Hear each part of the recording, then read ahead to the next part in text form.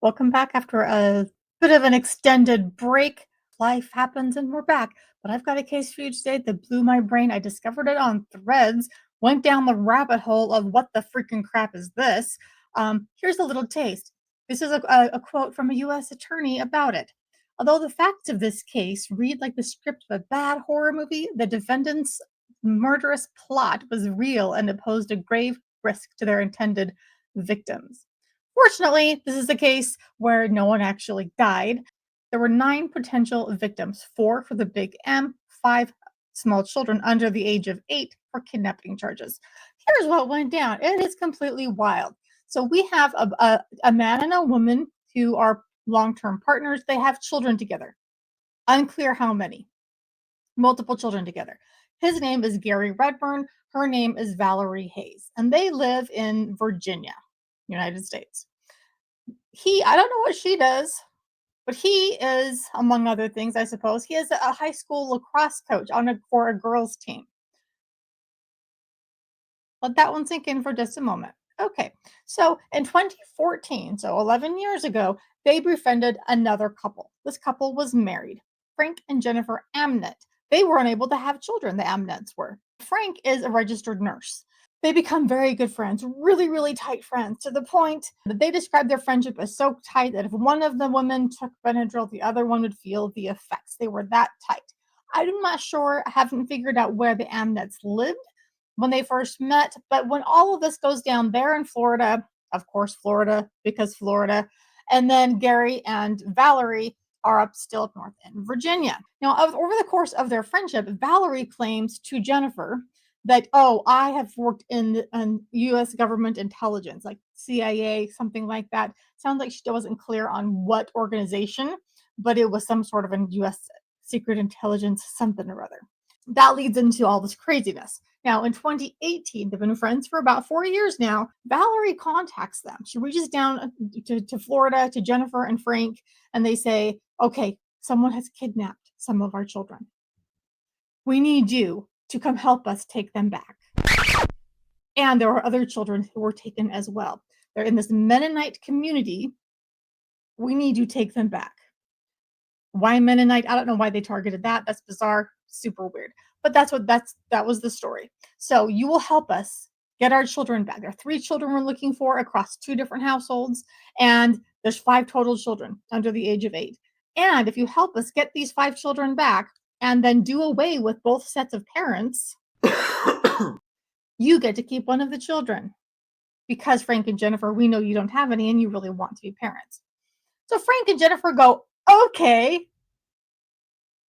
And they go up to Virginia. Now, during the night in question, Jennifer stays at Gary and Valerie's place, watching with other kids that were not kidnapped, I suppose, while the other 3, Gary and Frank and Valerie, go off to do the deed. They dress up in Mennonite clothing. It sounds like they're somewhat like Amish type clothing, but they do have some technology that they use. They aren't as strict. I don't know that much about Mennonites.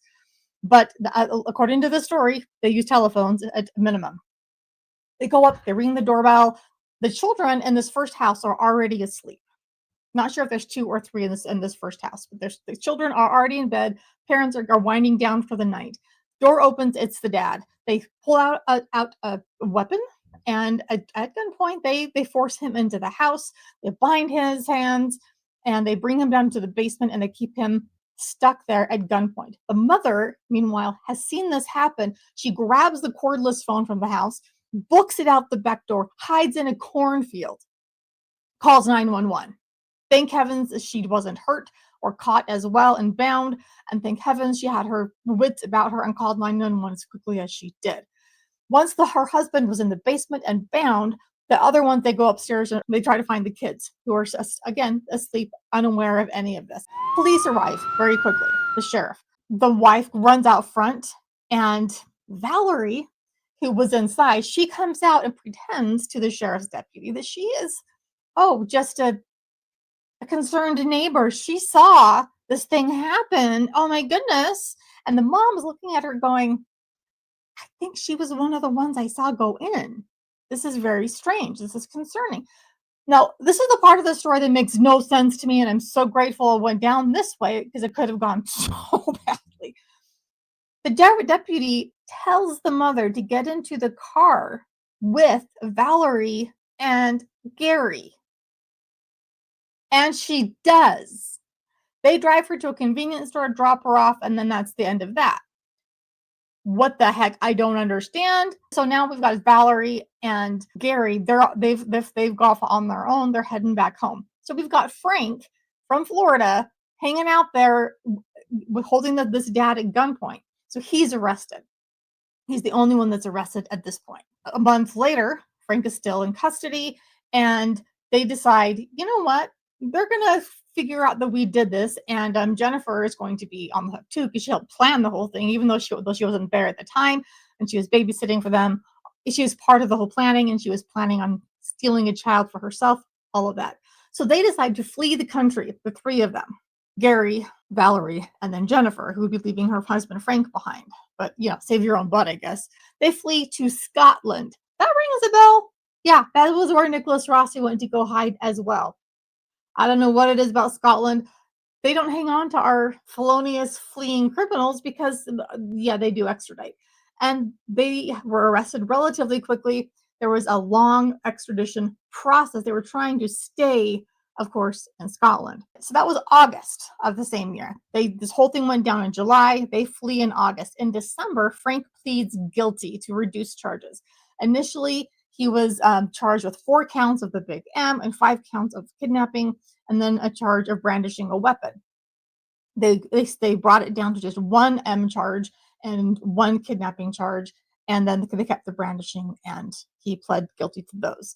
Now, I'm not entirely sure what the benefit was because the minimum sentence is still life for those things, but whatever I took, that's great. They then try to fight extradition.